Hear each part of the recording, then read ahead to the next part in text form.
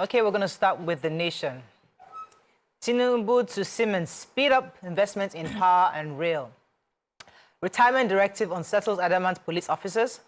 Africa should dump Western democracy, says Obasanjo. Impeachment, appeal court rejects Ondo Assembly's fast-track request.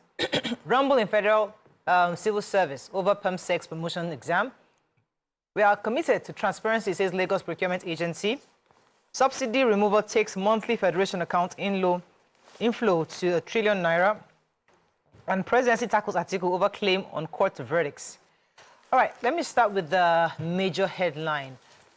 So our president had a meeting yesterday with German Chancellor Olaf Scholz, where both of them discussed the Germany's investment in Nigeria. And also the Siemens Chief Executive Officer, Sabine Dalomo, was also participating in that meeting. If you recall, Siemens was supposed to we had a relationship with Siemens for them to help us revamp our power sector, but for whatever reason, that wasn't done. So the objective was to break the bottlenecks that have been preventing the full implementation of the previous agreements between Germany and Nigeria during the Muhammadu Buhari's tenure. According to the president, I know there is a lot of work that has to be done. There's already a big production of electricity in Nigeria, but it is not getting to the population. So Olaf, that's from Germany, saying that it had to do a lot of bottlenecks that the experienced Siemens has developed the plan to be ready and to deepen implementation, but it is now up to the Tinubu's government to take the following action, the follow-up actions that would be required to making the commitments come to light. So on the railway plan, same thing, Siemens will be very happy to progress. So according to the Chancellor, a lot of bottlenecks have actually stalled their investment in the rails and in power. And hopefully with Tinubu's government trying to remove the bottlenecks, hopefully they... You know, we must give it to President Tinubu. His direction is clear. Bring in the money, and he does not have sentiments to any region. He's gone to Saudi, he's gone to Dubai, he's gone to Germany, he's gone to India. All these countries come here and set up companies. You don't go there. He's going everywhere trying to get the investment so that we have production pick up again, and I hope that the bottlenecks are removed. I have the story of Rumble in the civil service, and you know civil service and their drama. So one of these civil society organizations called Center for Public Accountability has called out.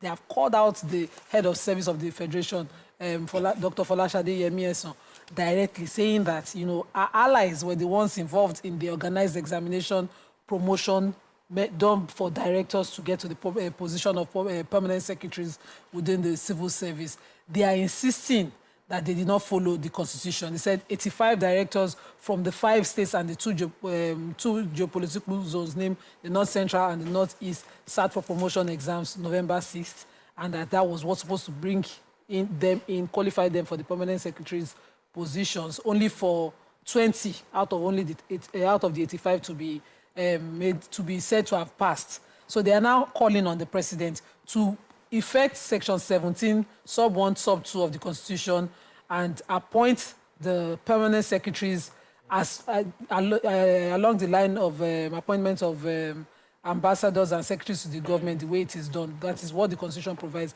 They're insisting that that exam was made with controversies and that our allies were involved in the exams. Right. So, okay. Democracy, Abekuta. In Abekuta, the former President Olusegun Obasanjo, has said that democracy has failed in Africa because it was forced on the continent. He gave this while delivering his keynote address yesterday. He said the reason is because it's representing, the representatives are just a few representing everybody. Yeah. So they're not carrying everybody along, and the population, he said the population is too much for the representative. Anyway, he just went on that we need Afro democracy. He didn't tell us what Afro democracy is or should be, but Afro is black. Personally, I've been echoing that for years, Yeah. and I think that Afro is black. we need a customized version. Maybe not Afro, but maybe Yes. it can even be Afro. Afro is It can be Afro. It needs to have a conversation. Yes, I agree, Yeah. but you ruled for 2 terms. Yes, you we didn't know that time. Yeah, he did not know. He was You wanted focused to go on- for 3rd term. life You did not know that time. Life is It a is now that they are has ignoring evolved you. now. The only constant thing is change. It's change, has It will evolved. always change, right? Yeah. So Eh, the so minister, You are wiser when you When are no he's giving this longer. kind of keynote speech, you should please say Apologize yes. for not thinking. for not thinking For of not the thinking about it when me, I was democracy. ruling. So I have a story. Minister of Nation? Finance, yes, in Nation. Finance and Coordinating Minister for the Economy, Mr. Wale Edun, said the Federation account was witnessing improved revenue inflow since the removal of fuel subsidy from average of 650 million monthly to over 1 trillion in the last 4 months. So he stated this yesterday in Asaba, the opening ceremony of a 4-day retreat organized for members of the Federation Account Allocation Committee, that's FAC. And he said that the government had for long realized that petroleum subsidy was not sustainable, and that's one of the reasons that it has been removed. And so he said at the time that they were paying for subsidy, they did not have enough fund available to, carry out viable expenditures and projects to benefit the populace. But now that it's been removed, hopefully the money realized will be used for this.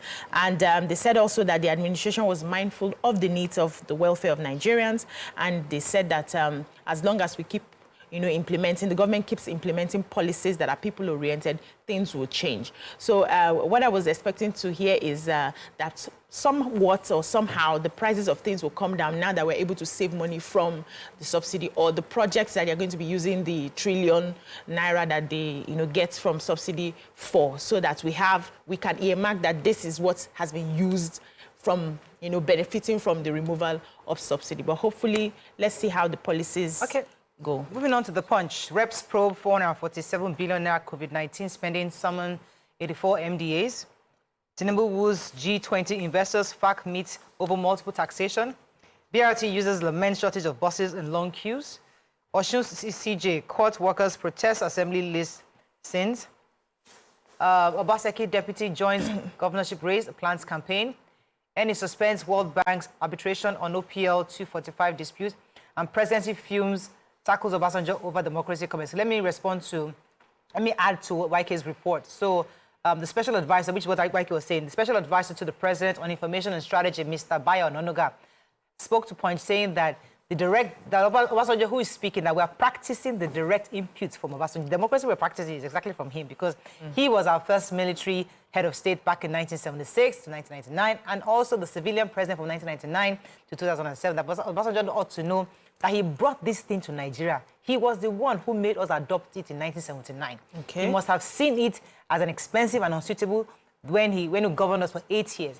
He said that well, he may be sounding a bit wiser as he's getting older, we don't know, but the president's response, but he's saying that he obviously he's not speaking against it, but he's just saying that Obasanjo should have known better. And I think this Obasanjo's narrative is something we should discuss. It's worth having a conversation, because many of us have had issues with this liberal democracy that allows us to do anything. But we must really, really talk about how do we customize it and make it more functional for Africa. Okay, another story in Punch. So I have... Go on. No, go. Go on. Okay, so I have the Osun workers, court workers. So, the drama about the CJ.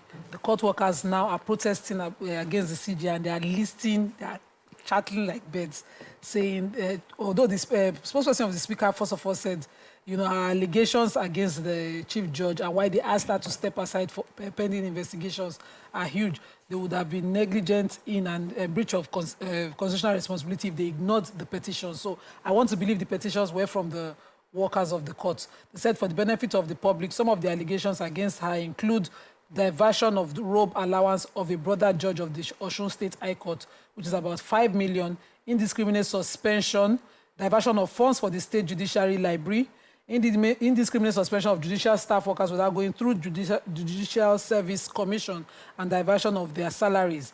And they also said she diverted revenue due to the government from filing electronic affidavits through the sole appointment of a consultant by the chief, by herself. And also there's a case of consultant that makes 1,000 naira on affidavit as against 250 naira that is supposed to be the cost, and they did not even remit that amount to the state. They also said she has disobeyed a court judgment that discharged and acquitted the judicial staff of the allegation of embezzling 30,000 naira, typing sheet funds, and diversion of proceeds that were recovered from the convicted armed robbers of Ikirun robbery. So the allegations are really huge. Right. And in the Jusun protest, they also carried placard and wrote that, she refused to give them the wardrobe allowances that was provided for constitutionally and already provided. So they had a lot of financial issues. I didn't even cover everything. Let's here. go on a quick break. When we come back, we continue with our review. Stay with us. We'll be right back.